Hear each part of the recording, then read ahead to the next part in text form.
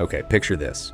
You're 27 years old. You're ranked number 4 in the world. You've reached a Grand Slam final and an ATP Finals final in the same year. You've beaten Rafael Nadal. You have a 5-0 record against Alexander Zverev. You're the highest ranked American man since Andy Roddick's prime. And yet, you can't win the big one. So how good is Taylor Fritz actually? Because on paper, Fritz is having one of the greatest American tennis careers since Roddick retired. But when you watch him play Sinner, Alcaraz, or Djokovic, there's always this feeling that he's one level away from breaking through. Today we're going deep on Taylor Fritz, the records, the weaknesses, the comparisons to legends, and the brutal truth about where he actually stands in modern tennis. Let's start with the facts. In 2024, Fritz reached the US Open final, the first American man in a Grand Slam final since Roddick at Wimbledon 2009. He made it to the ATP Finals Championship match. He finished the season at a career-high world number 4, becoming the first American to finish a year in the top 4 since James Blake in 2006.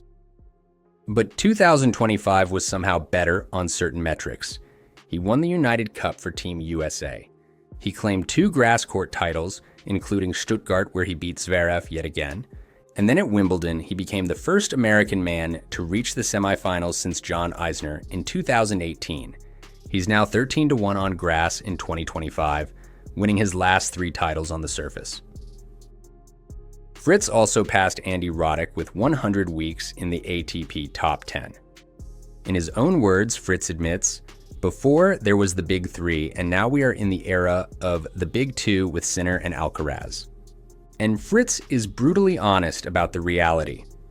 To win a tournament, we start from the principle that you have to beat both, or at least one of them. Quick pause here. If you're enjoying this video, please subscribe. It really helps my new channel grow and lets me keep making more great tennis videos for you. So what makes Fritz dangerous? 2 things, his serve and his forehand, and both are way better than most people realize. Fritz stands 6 feet 5 inches with a serve that can reach 149 miles per hour. When Fritz is locked in, he can finish matches where his opponents barely get a look at a break point. Then there's the forehand. Fritz uses an almost full Western grip, bordering on Hawaiian. This isn't just a power shot, it's a precision weapon. He can hit sharp angle cross-court winners from anywhere on the court. One of Fritz's signature strengths is his ability to crush angle shots on both wings, the forehand and backhand. His footwork has dramatically improved over the years, allowing him to get into position faster and extend rallies while waiting for the right moment to attack. This has been key to stay in matches against the elite players. But here's where things get interesting and painful. Despite all these weapons, there's one glaring weakness that keeps costing Fritz against the elite: his net game. Former world number 1 doubles player Rene Stubbs didn't mince words after Fritz's loss to Alcaraz at the 2025 ATP Finals. If Taylor learned how to volley better, he would win these matches. It's the one thing he just doesn't do well enough to beat players like this in majors over 5 sets. If he could get more comfortable and competent at net, he really could win a major. This isn't a minor issue, it's the issue. Against players like Sinner and Alcaraz, who can defend from impossible positions and turn defense into offense instantly, Fritz needs the ability to finish points at net. But time and again, he gets stuck in baseline wars where he's at a slight disadvantage in pure firepower and speed. An old scouting report listed Fritz's weaknesses as speed, inexperience, net play. He's improved the first 2, but at 27 years old, that net game still haunts him. When he tries to come forward against Djokovic, Sinner, or Alcaraz, they pass him or lob him with surgical precision. So where does Fritz rank against history? Let's talk big 3. Fritz's record against the legends is rough. He's 0-6 against Djokovic. He's 0-2 against Federer. But here's the interesting one. He's 2-2 against Rafael Nadal, including a straight sets victory in the 2022 Indian Wells final for his biggest career title. But that win came with Nadal battling an injury, and Fritz still had to close it out under immense pressure. When asked who the GOAT is between Federer and Djokovic, Fritz was diplomatic but clear. In terms of achievements, it's Novak. It feels like Fed, but in terms of achievements, it's Novak. The brutal reality? Fritz came of age after the Big Three's peak dominance had started to fade. By the time he cracked the top 10, Federer was already dealing with injuries, Nadal was managing his body, and Djokovic was the last man standing.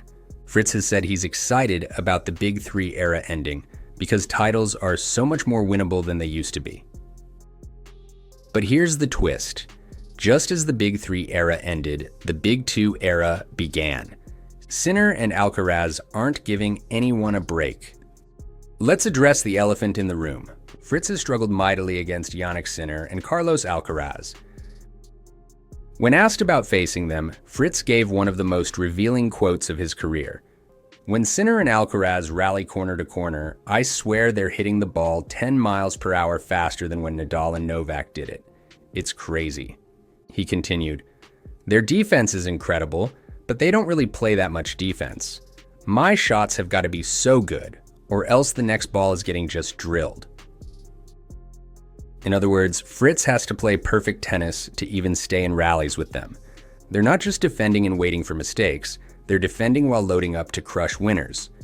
This is why Fritz lost the 2024 US Open final to Sinner 6-3, 6-4, 7-5, and it wasn't a blowout, but Sinner never let Fritz get comfortable. Every time Fritz thought he had control, Sinner would rip a backhand down the line or serve an ace. Same story at the ATP finals. ESPN analyst and former coach Brad Gilbert said Fritz has to serve really well, take chances on his second serve, and be bold with the forehand from neutral rallies. But against players who return at this level, that's easier said than done. Here's what makes Fritz's situation so compelling. He is American tennis right now, and the pressure that comes with that is suffocating. Andy Roddick, the last American man to win a Grand Slam, has become Fritz's biggest defender.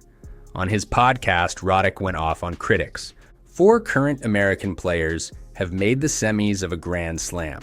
Tommy Paul's made it, Francis has done it twice, Ben's done it twice.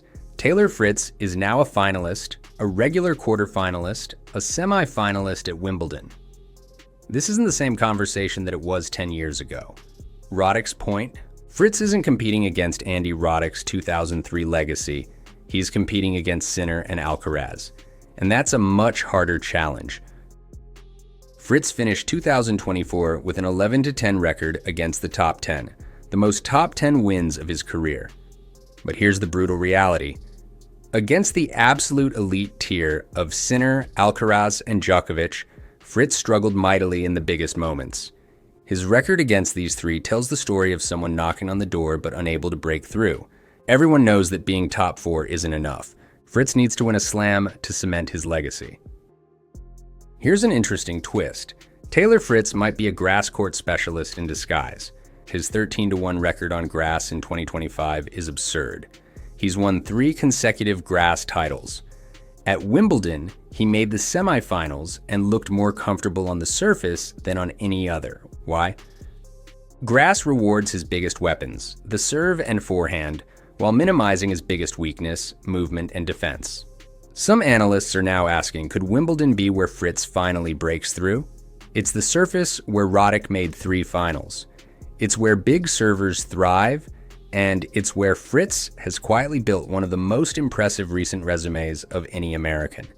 If Fritz can improve his net game even 15 to 20%, Wimbledon 2026 might be his best shot at a slam. So how good is Taylor Fritz actually? He's the best American player since Andy Roddick, no question. He's a legitimate top 5 player with a complete game and world-class weapons. He's proven he can beat top 10 players consistently and handle pressure in big moments. But, and this is a big but, he's not in the elite tier, not yet. The elite tier right now is Sinner and Alcaraz, Djokovic when healthy, maybe Zverev on his best day. Fritz is in that second tier with Medvedev, Rublev, de Minaur, and Hurkacz. Great players, major threats, but guys who need more to win a slam. Fritz's biggest challenge isn't his serve, forehand, or even his net game, it's mental. Can he truly believe he belongs on the same court as Sinner and Alcaraz? Because right now, when he steps into those finals, There's a lingering feeling that he's just happy to be there. As Fritz himself said after the ATP Finals, back in 2023, when I was number 5 for the first time, I didn't feel like I was number 5. Now I'm ranked where I'm at, I feel like I belong. It's a different feeling. That belief is growing. The question is, will it arrive before Sinner and Alcaraz completely lock down the sport? Taylor Fritz has already built a career most players dream of. He's the hope of American men's tennis, the guy who might end the 22-year Grand Slam drought. But to do it, he needs to solve the puzzle that's haunted him for years. How do you beat the best when they're hitting 10 miles per hour harder, defending better, and serving just as well? That's the question. And until Fritz finds the answer, he'll remain tennis's great what if. What do you think? Is Fritz capable of winning a Grand Slam? Or is he destined to be a top 5 player who never quite gets there? Drop your thoughts in the comments. And if you want more deep dives like this, hit subscribe, and I'll see you in the next one.